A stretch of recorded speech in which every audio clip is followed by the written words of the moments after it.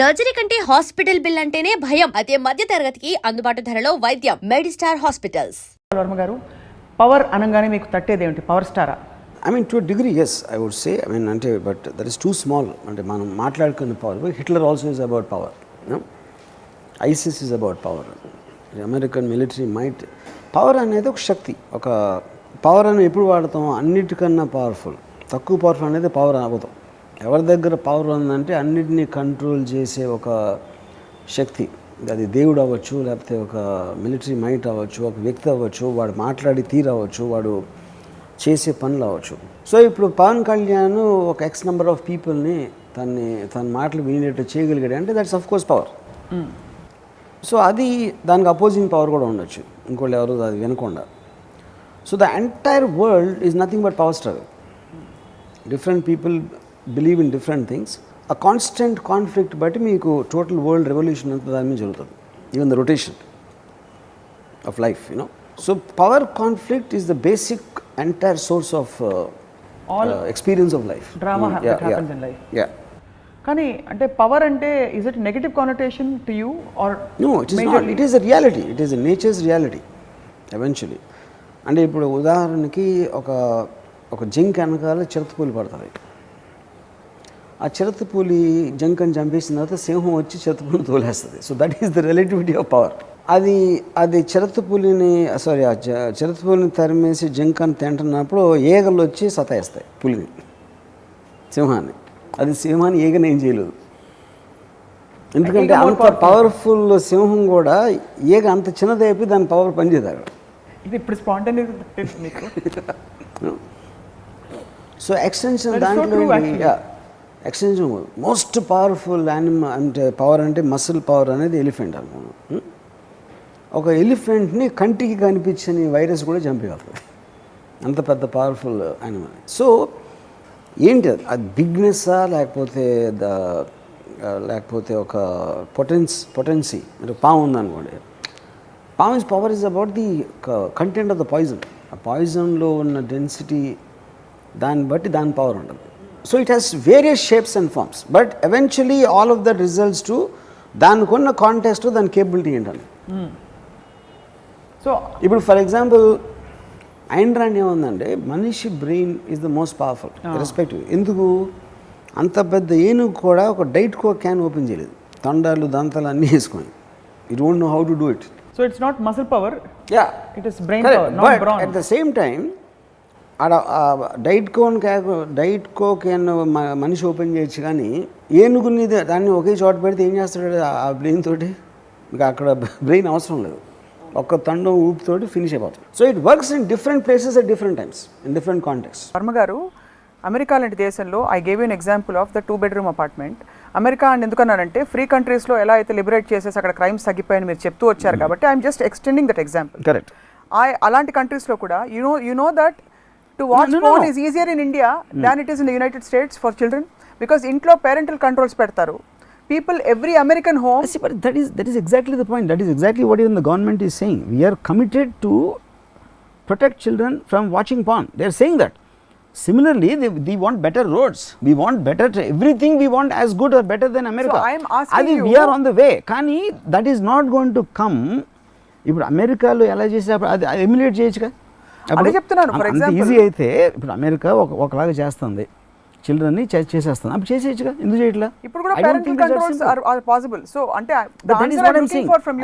పీపుల్లో కూడా ఉంటుంది, టెక్నాలజీలో ఉంటుంది, గవర్నమెంట్స్ విల్ ఉంటుంది, ఎన్నో ఉంటుంది. ఇప్పుడు అమెరికాని యాజ్ ఇట్ ఈస్గా ఎలా చేస్తున్నారో అని తెలియడం, వాళ్ళని దాచుకోరు కదా సీక్రెట్. అది ఐ డోంట్ థింక్ సో. వాళ్ళు చెప్తారు ఎలా కంట్రోల్ చేస్తాం, అది యాజ్ ఇట్ ఈస్గా మీరు ఇంప్లిమెంట్ చేయొచ్చు కదా. It can't happen. I tell you why. Because nothing is as simple. For example మేము 26 సెలవు చెప్తాను. It is not relevant, but I think it's అయిపోయింది, అటాక్ అయిపోయింది. తర్వాత ఇంక ఇప్పుడు ఏం చేస్తున్నారంటే చేయలేము, ఎందుకంటే we're not upgraded to that extent. Upgrade అనేది డెవలప్మెంట్ నుంచి వస్తుంది, కానీ the development cannot come from trying to stop. It only can come from regulation. America regulates, it don't stop. That's exactly what I'm saying. ఇందాక నుంచి అడుగుతున్నది అదే, that మీరు ఎలాగో ఆపలేరు, చూసేస్తున్నారు అందరని చెప్పారు కాబట్టి ఒకవేళ రెగ్యులేట్ చేస్తే you're also officially giving it its due place. Yeah, that this that's exists. exactly what I'm saying. So దానికి కూడా ఒక మెథడ్ ఉండాలి కదా ఇన్ ద మ్యాడ్నెస్. ఆ మెథడ్ ఏంటి, ఏజ్ ఏమిటి, పేరెంటల్ కంట్రోల్స్ ఉండాలా, what would be a good model of imagining, visualising free I society? personally don't think parental control will work. I think what will work is to have a campaign to make them understand what you are watching it for and what will be the ill effects of it. మీరు That's what I'm asking. అది that is what is called actual regulation. అప్పుడు అది ఎప్పుడు you should acknowledge they're watching. You should acknowledge that somebody is watching there, somebody is taking a pleasure out of it. Right. దాని మీరు చూస్తున్నారని తెలుసు, దాని మూలాన ఇలాంటి డేంజర్ ఉంది, ఇలాంటి ఎఫెక్ట్ ఉంటుంది, ఇలా మీరు పాడైపోవడానికి ఛాన్స్ ఉంది, ఇలాంటి ఎగ్జాంపుల్స్ జరిగినాయి, ఇవన్నీ చెప్తారు. ఇవన్నీ చెప్పిన తర్వాత దానికి కౌంటర్ ఇంకోటి ఎవరు చెప్తాడు, which is what happens all the time in discussion and debates అనేది ఎప్పుడైనా అది జరిగింది. okay.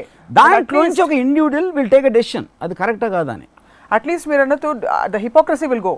Hypocrisy should go. That is what I meant by pretending not that it doesn't exist. So will take this, మీరు ఒక evolved free సొసైటీని ఊహించుకుంటున్నారు కాబట్టి I'm just taking one step further. ఒకవేళ అలాంటి క్యాంపెయిన్ గనక చేస్తే, వర్మ గారే చేస్తే ఆర్ మీకు ఇస్తే గనక గవర్నమెంట్ చేయమని, what do you think should be the message to people watching porn? అంటే ఇది కేవలం ఫ్యాంటసీ మాత్రమే. I believe it's a fantasy if sex by itself should be taken just as a pleasurable, one of the pleasurable aspects of life given by nature, like food, music, anything which gives you pleasure. Dantlo sex one part, and like I said, the origin of sex is nothing but an incentive. మీరిద్దరూ వచ్చి ఇలా చేస్తే పిల్లోడు పడతాడా, పిల్లోడికి ముఖ్యం నేచర్కి, దానికి చేయటానికి వాళ్ళకి ఇన్సెంటివ్ కింద సెక్షువల్ ప్లెజర్ అనేది ఒక బిస్కెట్, అది ఆ బిస్కెట్ కోసం కలుస్తారు, తర్వాత పిల్లలు పడతారు. దానికన్నా ఎక్కువ దానికి ఇంపార్టెన్స్ ఇవ్వకుండా దానికి అసోసియేటెడ్ ప్రాబ్లమ్స్ ఏమైనా ఉంటే దాన్ని కంట్రోల్ చేయడం, డైవర్ట్ చేయడం ఏదో చేసుకోవచ్చు.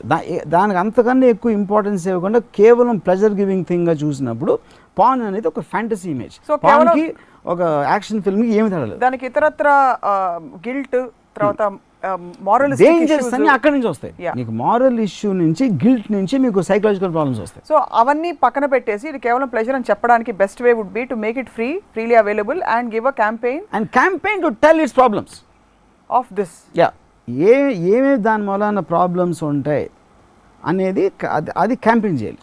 అండ్ ఇఫ్ ఎట్ ఆల్ మీ దృష్టిలో మీకు ఒకటి ఇది ఇస్తారు, ఒక మషిన్ నుంచి దాన్ని ఇలా పెట్టకూడదు, లేకపోతే మందు ఉంటుంది, డోంట్ స్టోరేజ్, లేకపోతే పిల్లల దగ్గర దొరకకూడదు. అంటే ఈ వార్నింగ్స్ అని ఏది ఇచ్చినా కూడా మీకు వార్నింగ్స్ ఇస్తారు, డిస్క్లైమర్స్ ఇచ్చి దాన్ని ఎంత ఎఫెక్టివ్గా చేయాలంటే దాన్ని చేసి దాని తర్వాత let the individual take the decision. Varma గారు, మీ ప్రపంచంలో మీరు తప్ప ఇంకెవరైనా ఉన్నారా? That's interesting point. నా ప్రపంచంలో నాకు కావాల్సిన వాళ్ళే ఉంటారు, నాకు ఇష్టమైనవి ఉంటాయి, నాకు ఇంట్రెస్ట్ కలిగించేవి ఉంటాయి.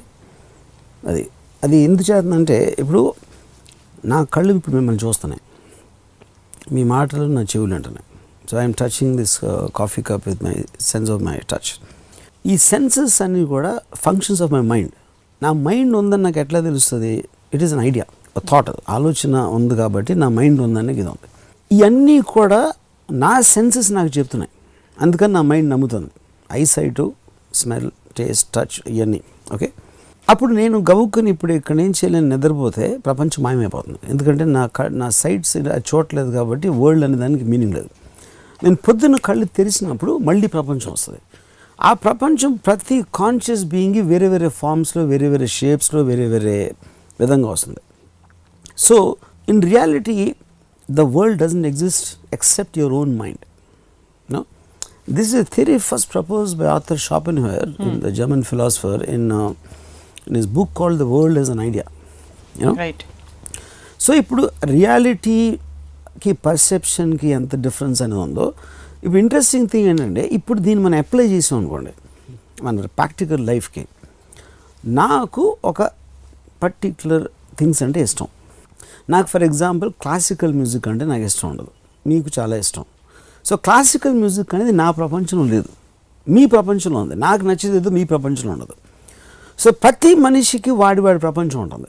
అప్పుడు అది నా ప్రపంచంలోకి నేను అనుమతిస్తేనే మీరు రాగలుగుతారు, నాకు ఇష్టం ఉంటే నేను మీ ప్రపంచంలోకి వస్తాను. Okay, right. This is the clarity ఉన్నవాళ్ళు జీవించేది. ఓకే, ఫండమెంటల్ ఫౌండేషన్ ఆఫ్ ప్రపంచం కాన్సెప్ట్ అయితే ఈజ్ హైలీ సబ్జెక్టివ్ అంటారు. There is no scope for objective at all. No, it cannot be objective. Because ఇప్పుడు ఇప్పుడు మన ఇద్దరం మాట్లాడుతున్నప్పుడు ఇక్కడ బయట ఏదో ఒక చిన్న పిచ్చుకల సౌండ్ వస్తుంది, పిచ్చుకలు కాకులు, మనకి ఒక అట్మాస్ఫియర్లో ఒక సౌండ్స్లో ఉంటాయి మన ప్రపంచంలో. మనం మాట్లాడుకునే వాటికి ఎగ్జాక్ట్లీ అలాగే ఉంటాయి. సో వాటి మైండ్ సబ్జెక్టివ్ పాయింట్ ఆఫ్ వ్యూలో మనం కాకులు పిచ్చుకలు అవుతాం, మన కాకులు పిచ్చుకలు అవుతారు. That is what I'm trying to say. So same thing will apply. మనిషికి అదే తేడా ఉంటుంది. సో ప్రపంచం అబ్సల్యూట్ కాన్సెప్ట్ లో అసలే మా ఫాదరు ఇంట్లో క్రికెట్ చూసేవారు, మా మదర్కి వంటింట్లో ఉండేది, నేను నేనేదో చేస్తుంటాను, ఏదో కామిక్ ఏదో చదువుతుంటాను. సో మేము ఒకే ఇంట్లో ఉండి 3 డిఫరెంట్ ప్రపంచాలు బతుకుతున్నాం. That is my point. ఎందుకంటే క్రికెట్ అనేది నాకు ఇది లేదు, నేనేం చేస్తాను మా ఫాదర్కి అవసరం లేదు, మా అమ్మ వంటింట్లో బీరకాయలు వంట ఏదో వండుతుంది. So I think at the same time 3 different worlds are existing. ఇది జరుగుతున్నప్పుడు బయట ఇండియా పాకిస్తాన్ ఏమవుతుంది, లేకపోతే అమెరికాలో ఏమవుతుంది, ఆఫ్రికాలో ఏమవుతుంది అనేది మా ముగ్గురికి అసలు లేనే లేదు. అది అయినా అవ్వకపోయినా అంటే అప్పుడే మనం చాలాసార్లు మనం వింటూ ఉంటాం, అది తన ప్రపంచంలో తను బతుకుతూ ఉంటాడని. అది యాక్చువల్గా ట్రూత్ ఫర్ ఎవ్రీబడి. కానీ చాలా మంది బయట ఉండే ప్రపంచాన్ని కూడా చూసి దేశం కోసం లేకపోతే సమాజం కోసం ప్రపంచం కోసం చాలా మంచి పనులు చేస్తూ ఉంటారు. ఆఫ్ కోర్స్ వర్మ గారు చేయకపోవచ్చు. మంచి పనులు ఇస్ నాట్ ద పాయింట్. అదే అంటున్నా, అందుకని నేను చెప్పేది మీకు ఏదేది ఇంట్రెస్ట్ అయితే మీరు ఆ ప్రపంచాన్ని గిరిగీసుకుంటున్నారు మీరు. So the line which you are drawing for your world అది ఒక ఇండివిజువల్ చేస్తున్నాడు. గాంధీ గారి ప్రపంచం మొత్తం ఇండియా అంతటికి స్వాతంత్రం రావడం ఆయన ఒక ప్రపంచం. That's what I'm saying. Sizes మారచ్చు, స్కేల్ మారచ్చు, మీకున్న విజన్ మారచ్చు, బట్ ప్రతి ఒక్కడికి అదే ఉంటుందంట. తను గిరిగీసుకున్నదే ప్రపంచం. సో అది అంటే రిలేటివ్ ప్రపంచానికి అబ్సల్యూట్ ప్రపంచానికి ఉన్న డిఫరెన్స్ చెప్తుంది. So what is your core observation? అంటే దట్ పీపుల్ బేసికలీ ఒక హర్డ్ మెంటాలిటీతో హర్డ్ కూడా కదా, I would say that they depend upon someone else's perception greatness. ఉదాహరణకు ఒక ఎగ్జాంపుల్ చెప్తాను. ఐన్ ర్యాండ్ ఫౌంటైన్ హెడ్ బుక్లో ఒక ఆర్కిటెక్ట్కి ఒక ఇది ఇస్తారు, ఏదో ఒక commission, you have to build this ఒక బిల్డింగ్, ఒక హ్యూజ్ బిల్డింగ్ ఏదో ఒక పర్టికులర్ ఫంక్షన్ కోసం. తను ఏం చెప్తాడు, ఒక డిజైన్ వేసి తీసుకొచ్చాడు, అది కానీ మాకు కొంచెం రెనెసెన్స్ స్టైల్లో అయితే బాగుంటుంది అని వాళ్ళు ఏదో ఒక సజెషన్ ఇస్తారు. తను ఏమంటాడంటే రోమన్ ఆర్కిటెక్చర్ రోమన్ ఆ టైంలో గుర్రాలు ఉండే ఆ టైంలో బిల్డింగ్స్ అని ఇంటిమిడేట్ చేయడానికి ఒక సబ్జెక్ట్స్ ఫ్యూడలిస్టిక్ సొసైటీలో ఇంటిమిడేట్ చేయడానికి ఆ బిల్డింగ్ అవసరం కాబట్టి అప్పుడున్న బిల్డింగ్ మటీరియల్స్ డిఫరెంట్, అప్పుడున్న ఫంక్షన్స్ డిఫరెంట్, వాటన్నిటి మీద నుంచి ఆ స్టైల్ వస్తుంది. ఇప్పుడు మనం మోడర్న్ సెంచరీలో ఉన్నప్పుడు దీనికి ఉన్న స్టీల్ మన మటీరియల్ ఏంటి, మనకు పర్పస్ ఏంటి, ఆ ఫంక్షన్ నుంచి స్టైల్ రావాలి. కానీ ఎవరో ఎప్పుడో చేశారు అది గొప్ప స్టైలు అని దానికి రికగ్నిషన్ వచ్చింది కాబట్టి దాన్ని బ్లైండ్గా కాపీ కొట్టడం అని దానికి అర్థం లేదు అని చెప్తాడు. కానీ వాళ్ళకేంటి, ఈడెవడో చెప్తున్నాడు ఒక లాజిక్. కానీ రెనెసెన్స్ అనేది లేకపోతే రోమన్ ఆర్కిటెక్చర్ అనేది గొప్ప ఆల్రెడీ ఫిక్స్ అయిపోయినాయి కాబట్టి మనం బ్లైండ్గా అప్పుడు బయటకు ఏం చెప్తారో వెళ్ళి రోమన్ దాంట్లో కడుతున్నాం లేకపోతే రెనెసెన్స్లో కడుతున్నాం ఆ బిల్డింగ్ అని చెప్పుకోవటానికి ఒక వ్యాలిడేషన్ ఉంటుంది. కానీ హావర్డ్ రార్క్ చెప్పాడని ఎవడు హావర్డ్ రార్క్ ఎవడు? సో హావర్డ్ రార్క్ చెప్పిన థాట్లో గొప్పతనాన్ని గుర్తించలేరు. ఆల్రెడీ గొప్ప అని ఫిక్స్ అయిపోయిన దాన్ని బ్లైండ్గా నమ్మటమే అది గొప్ప అనుకుంటారు. That is the basic point. అప్పుడు ఏంటి, what is being said. George Bernard Shah ఏమన్నాడంటే అన్నాడు, ఒక గొప్ప తత్వవేత్త గొప్ప రైటర్ జార్జ్ బెర్నార్డ్ షా అన్నాడు, జార్జ్ బెర్నార్డ్ షా కన్నా బెటర్ మీ పక్కింటి కిల్లి కూడా అనొచ్చు, ఒక అబ్జర్వేషన్ ఉదాహరణకి. కానీ కిల్లి కొట్టాడు గొప్పవాడు కాబట్టి, గొప్పవాడు కాదు కాబట్టి వాడు చెప్పిన గొప్ప విషయం కూడా గొప్పగా అనిపించదు.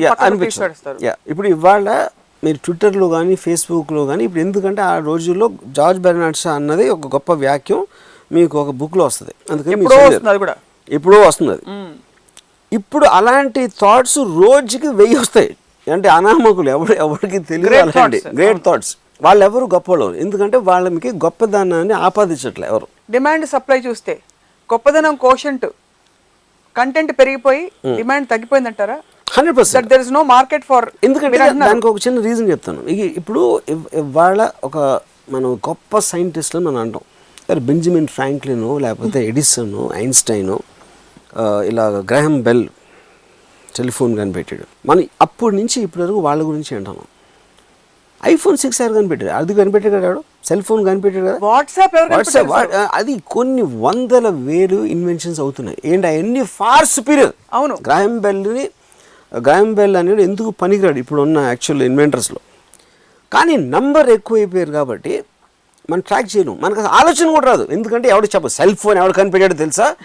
టైమ్స్ ఆఫ్ ఇండియా హెడ్లైన్ వచ్చింది అనుకోండి, cell phone invented and so some John David అని కనిపెట్టాడు అంటే జాన్ డేవిడ్ అప్పుడు గొప్పడు, ఎందుకంటే టైమ్స్ ఆఫ్ ఇండియా హెడ్లైన్లో వచ్చాడు కాబట్టి ఆడు గొప్పడు అవుతాడు. అదంటారా? కానీ మీరు అంతగా యూజ్ చేసే సెల్ ఫోన్ ఎవడు గొప్పదాన్ని వాడు ఇన్వెంటర్ని ఆపాదించట్లేదు కాబట్టి మనం దాన్ని పట్టించుకోం. అసలు నువ్వు ఇష్టపడి పైకి వచ్చారా, కష్టపడి పైకి వచ్చారా? కష్టపడితే పైకి వస్తారు అనేది అఫ్కోర్స్ నేను విన్నాను, మా చిన్నప్పటి నుంచి నాకు చెప్పారు. అది నా ఉద్దేశంలో కూలోళ్ళే కష్టపడతారు, సక్సెస్ఫుల్ అయిన వాళ్ళు ఎవ్వరు కూడా కష్టపడరు. వాళ్ళు తెలివితో వేరే వాళ్ళని కష్టపడిస్తారు. అది యాక్చువల్ ట్రూత్ ఆఫ్ లైఫ్. అది దీనికి ఎగ్జాంపుల్ నేను ఏం ఇస్తానంటే, ఒక first of all the word కష్టపడటం అనే వర్డ్లోనే ఒక నెగిటివిజం ఉందని నా ఫీలింగ్. అది పేరెంట్స్కి తెలీదు, టీచర్స్కి తెలీదు, మన పెద్దలు ఎవరు దాన్ని అర్థం చేసుకోరు. ఇప్పుడు నాకు ఫస్ట్ గుర్తుంది, పొద్దున్న 5 గంటలు లేచి కష్టపడి చదివితే నీకు మంచి మార్కులు వస్తాయి అని నా తాతయ్య, మా నాన్నగారు, మా మదర్ చెప్పేవారు నాకు. నువ్వే కష్టపడి అని చెప్తే already you're putting a negative element in the child's mind. ఎందుకంటే వర్క్ అనేది నా డెఫినేషన్లో ఏంటంటే it's something you have to do, చెయ్యాలి కనుక చేస్తున్నావు. యూ వాంట్ టు డూ అంటే అప్పుడు అది ఇష్టం అవుతుంది. ఇందాక మీరు చెప్పింది కరెక్ట్. కష్టపడాలో డిఫరెన్స్ ఏంటంటే, ఇష్టపడనేది వాంటింగ్ టు డూ, కష్టపడనేది హ్యావింగ్ టు డూ. నువ్వు చేస్తేరా, నువ్వు బాగా కష్టపడి చదువుకుంటే నీకు సినిమా చూపిస్తానే అంటే, సినిమా అనేది ప్లెజరబుల్ ఎలిమెంటు, చదవటం అనేది ఒక నెగిటివ్ ఎలిమెంట్ అనేది మీరే ఫస్ట్ పెట్టేస్తున్నారు మైండ్లో. ఆడ ఒక పిల్లోడి మైండ్లో first right from the time he is become conscious as a kid or whatever it is. So అప్పుడు అక్కడ ఏంటి 2 పాయింట్స్. అక్కడ ప్రోగ్రెస్ ఆఫ్ హ్యుమానిటీ ఎప్పుడూ కూడా మీరు ఎంత తక్కువ కష్టపడాలి అనే దాంట్లోంచి మీకు ప్రోగ్రెస్ ఉంటుంది. ఇప్పుడు మనం గొడ్డులాగా చాకరీ చేసేస్తే ఏదో మెషిన్ కనిపెట్టాం ఆలోచించి. అవును. ఆ మెషిన్ కష్టపడే వాళ్ళందరినీ వాళ్ళకి ఫ్రీ చేసేసి వాళ్ళ పని అంతా అది చేసేస్తుంది. సో అది మీరు ఆ డిగ్రీ అనేది తక్కువ మొత్తం కష్టం అంతా మెషిన్స్ అలాంటి దానికి మనం అప్పగించి రోజు వచ్చినప్పుడు the world will really be the most advance place in every which way. కష్టపడటం అని చేయకూడదు ఎవడు అసలు. ఇప్పుడు ఇంకో ఎగ్జాంపుల్ ఇస్తానంటే, ఇప్పుడు కష్టపడకుండా ఏంటి మీరు చేస్తున్నారు, ఒక డెసిషన్. నాకు ఈ మధ్యన నాకు తెలిసిన ఒక హీరో ఒక సినిమా చేసాడు, అది ఆడలేదు సినిమా. తను నాకు ఒక మెసేజ్ ఏం పెట్టాడంటే, ఈ సినిమా ఫెయిల్ అవ్వటం I won't let it put me down, I will work more harder for the next film అని పెట్టాడు. తను ఏదో ఒక ఎమోషన్ ఫీల్ అయ్యి ఇంకా హార్డ్ వర్క్ చేస్తాను నెక్స్ట్ సినిమాకి, దీని వల్ల నేను డిప్రెషన్లోనే ఉన్నాను. నేను తనకు ఫోన్ చేసి చెప్పాను, అంటే ఇంకా హార్డ్ వర్క్ అంటే ఈ సినిమాకి 7 గంటలు లేస్తే దాన్ని 4 గంటలు లేస్తావా, లేకపోతే నీకు ఇందులో నీకు 5 ప్యాక్లు ఉంటే 7 ప్యాక్లు ట్రై చేస్తావా, ఇంకో గంట సేపు ఎక్కువ జిమ్లో ఎక్సర్సైజ్ చేసి, వాట్ డూ యూ మీన్ కష్టపడటం ఏంటి దాంట్లో? నువ్వు ఒక డెసిషన్ తీసుకున్నావు ఒక సినిమా చేయడానికి, ఒక డైరెక్టర్ మీద డెసిషన్ తీసుకున్నావు, ఈ సీన్ ఎట్లా చేయాలని కొన్ని నిర్ణయాలు తీసుకున్నావు, ఆ నిర్ణయాలు తప్పైనాయి. ఆ నిర్ణయాలకి కష్టానికి ఏంటి అసలు దానికి ఇట్ ఈజ్ అబౌట్ డెసిషన్స్. ఇప్పుడు నన్ను శివాలో ఒక సాంగ్ ఉంది, లెక్కలు ఎక్కాలు తెలవనోళ్ళు లక్కుతోటి లక్షలను మునుగుతారు. అంటే ఇప్పుడు ఏంటి, కష్టపడి చదివే వాళ్ళందరూ కూడా ఎవరు వాళ్ళ దగ్గర పని చేస్తారు. సో ఇప్పుడు మనం పని అనేది డిఫైన్ చేయాలి. ఇప్పుడు ముఖేష్ అంబానీ పని చేస్తాడా? కోర్స్ చేస్తాడు. అప్పుడు మీరు పని, ఇప్పుడు ముఖేష్ అంబానీ కూర్చుని ఒక ఇది ఉంది, ఇక్కడ ఉంది, ఇది ఇక్కడ డైవర్ట్ చేయండి, లేకపోతే ఈ ఫలానా ఎనర్జీకి మనకు మంచిది ఉంటుంది, దానికి కొంతమంది అదే. అప్పుడు ఆ కష్టం ఎక్కువ, లేకపోతే గొడ్డులా కష్టపడటం ఎక్కువ. సో అది డిఫరెన్స్. కానీ మనకేంటి, మన చిన్నప్పటి నుంచి మన పేరెంట్స్ అందరూ గొడ్డులా కష్టపడటం నేర్పిస్తారు. They will not let us think. That is the fundamental problem. Smart work and hard work. Yeah, I mean అది వర్క్ కాదు. ఇప్పుడు ఆయన ఎంజాయ్ చేస్తాడు, Mukesh Ambani will enjoy doing it. తను స్ట్రెస్ ఫీల్ అవడు, ఎందుకంటే ఈజ్ మేకింగ్ థింగ్స్ గ్రో. ఆయన decision తోటి ఇది చేయాలా అది చేయకూడదు అని ఒక ఆలోచించడంలో ఒక ప్లెజరబుల్ ఆస్పెక్ట్ తీసుకుని ఆ డెసిషన్ తోటి ఈజ్ మేకింగ్ థింగ్స్ మూవ్. అప్పుడు రకరకాల వర్కర్స్ మషిన్స్ దగ్గర పని చేస్తారు, లేకపోతే డ్రాయింగులు గీస్తారు, ఇది చేస్తారు, అది చేస్తారు. ముఖేష్ అంబానీ మైండ్లోంచి వచ్చిన విజన్లోంచి వర్క్ ఫోర్స్ అనేది స్టార్ట్ అవుతుంది. మీకు ముఖేష్ అంబానీ ఇప్పుడు పైన కనిపిస్తున్నారు స్క్రీన్ మీద, కానీ కింద చాలా మంది కష్టపడకపోతే ముఖేష్ అంబానీ డ్రీమ్ రియలైజ్ అవుతుందంటారా? నేను కష్టపడకూడదు అంటలేదు. పాయింట్ ఈజ్ నాట్ అబౌట్, అంటే మీది అది మైండ్ సెట్ అని చెప్పేది. కష్టం ఇప్పుడు ఫర్ ఎగ్జాంపుల్ ఇప్పుడు మా మదర్ కానీ మా గ్రాండ్ ఫాదర్ కానీ చదువుకోవటం అనేది ఒక ప్లెజరబుల్ థింగ్ లాగా నాకు చెప్పాను అనుకోండి, కష్టం అనే మాట తీసేసి. అంటే ఉదాహరణకి చెప్పండి. ఎంజాయింగ్ మీరు వర్క్ ఎంజాయ్ చేసినప్పుడు అది హార్డ్ వర్క్. మన ఇక్కడ ఏంటి మనం మాట్లాడుతుంది హార్డ్ వర్క్ అనేది డెఫినేషన్లోనే ఒక నెగిటివ్ ఎలిమెంట్. అబ్బా నేను చెమటలు కార్చిపోయి ఇలా చేసి ఎలాగైనా చేయలేని సాధించాలి అని అష్ట కష్టాలు పడి ఒక నొప్పిని ఓర్చుకుని ఒక దానికి చేరాలి అనే దాంట్లోంచి హార్డ్ వర్క్ అనే పదం అక్కడి నుంచి సో హార్డ్ వర్క్ అనే టర్మినాలజీ మార్చాలంటారు. దట్ ఈస్ ద ప్రాబ్లం నాకు.